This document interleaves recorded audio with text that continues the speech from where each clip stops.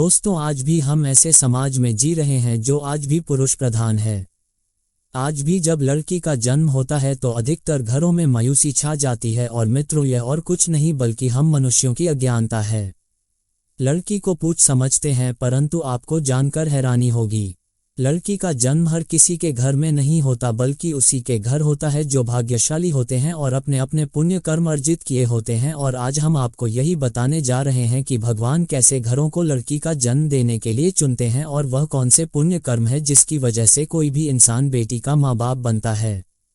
दोस्तों, एक भगवान श्री कृष्ण से अर्जुन पूछते हैं कि माधव, किन कर्मों के कारण किसी के घर पुत्री धन की प्राप्ति होती है, अर्थात कैसे घरों में बेटियों का जन्म होता है। तब श्री कृष्ण अर्जुन से कहते हैं, हे पार्थ, अगर किसी के घर बैठे भाग्य से होते हैं तो बिटिया सौभाग्य से, और जो भी स्त्री या पुरुष अपने पूर्व जन्म में पुण्य कार्य अर्जित किए होते हैं उन्हें ही एक बेटी के माता पिता होने का सौभाग्य प्राप्त होता है। बेटियों को जन्म के लिए उन्हीं घरों को चुना जाता है जो बेटियों का भार सहन कर सके, क्योंकि तीनों लोकों में स्त्री अर्थात बेटियां ही ऐसी होती है जिसका भार हर कोई सहन नहीं कर सकता। वह बेटियां ही होती हैं जो इस सृष्टि को निरंतर चलाएं, मान होने के लिए अपना सर्वस्व निछावर कर देती हैं। हे अर्जुन, पर जिस दिन इस सृष्टि में बेटियों का जन्म लेना रुक जाएगा उस दिन सृष्टि भी है और धीरे धीरे इस सृष्टि का अंत हो जाएगा। मित्रों, भगवान श्री कृष्ण के इन बातों पर गौर किया जाए तो उनका कहा बिल्कुल सही है, क्योंकि बेटियां अगर नहीं होंगी तो किसी का भी वंश आगे नहीं बढ़ सकता। दोस्तों, आपने भी कई लोगों को कहते सुना होगा कि जिस घर में बेटी का जन्म होता है वह घर स्वर्ग के समान होता है, क्योंकि बेटा तो केवल एक कुल को रोशन करता है, बेटियां तो दो कुलों को रोशन करती है। माता पिता के घर वो बेटी के रूप में अपने उत्तरदायित्व का निर्वहन करती हैं तो ससुराल आकर एक बहू के रूप में सारे कर्तव्यों का पालन करती हैं।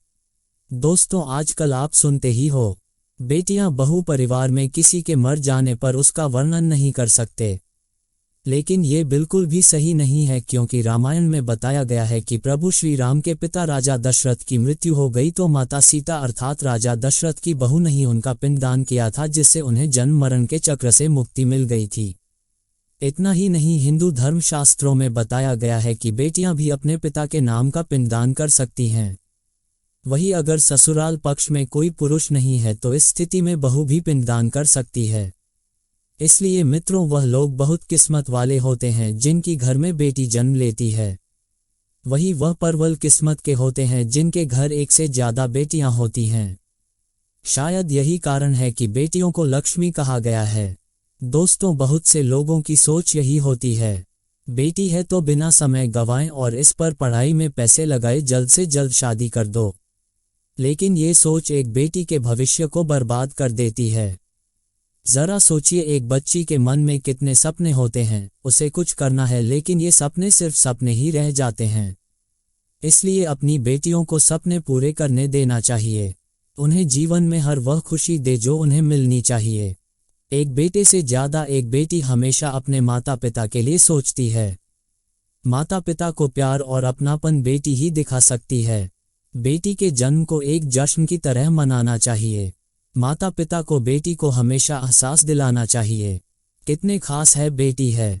क्या बेटी माता पिता के लिए बोझ होती क्या? मित्रों, बेटी कभी भी बाप पर बोझ नहीं होती, वह सिर्फ अपनी और अपने परिवार की किस्मत बनाने के लिए जन्म लेती है। एक कथा के अनुसार दो मित्र लंबे समय के बाद एक दूसरे से मिले। एक दोस्त ने दूसरे से उसका हाल पूछा तो जवाब में उसने कहा कि मेरे हाल तो एकदम बढ़िया है, और हो भी क्यों ना, मेरे दो बेटे जो है। तभी वह अपने दोस्त से पूछता कि तेरे घर में कितने बच्चे हैं। दोस्त खुशी के साथ बताता है कि मेरे घर में दो बेटियां हैं। उसका दोस्त भगवान का शुक्रिया अदा करता हुआ कहता है कि मैं धन्य हूं, मेरे घर बेटियां नहीं। ये सुनकर पिता की आंखों में आंसू आ गए। तभी उसकी बेटी पिता के मित्र से कहती है कि अंकल, भगवान हमेशा भाग्यवान को ही बेटी देते हैं, कभी गरीब को बेटी के रूप में माता लक्ष्मी नहीं देते। भगवान उसी को पुत्री का सुख देते हैं जिसके अंदर पालने की सामर्थ्यता होती है, जो गरीब होकर भी अपनी बेटी को पाल सकता है। एक बार स्वामी विवेकानंद वैष्णो देवी की सीढ़ियां चल रहे थे। बगल से किसान अपनी बेटी को कंधे में बिठाए चढ़ाई चल रहा था। तभी स्वामी विवेकानंद ने कहा कि बाबा, आपकी बेटी का बोझा आपको लग रहा होगा। इसको मैं उठा लेता हूँ और माता वैष्णो के दरबार तक ले चलता हूँ। सबके सामने स्वामी विवेकानंद से कहा कि बेटी कभी भी बाप के कंधे पर बोझ नहीं होती। बेटियां अगर बाप के कंधे पर हों तो वह हर बोझ को हल्का कर देती है। मित्रों, बेटियां कभी भी धन की भूखी नहीं होती, यूं सिर्फ मान और सम्मान की भूखी होती है। कौन सा कर्म करने से बेटी के रूप में जन्म लेते हैं? अब सोचने वाली बात है कि कौन सी कर्म के बाद आप किसी के घर लड़की के रूप में जन्म लेते हैं और उनके घर के लिए लक्ष्मी का रूप साबित होते हैं।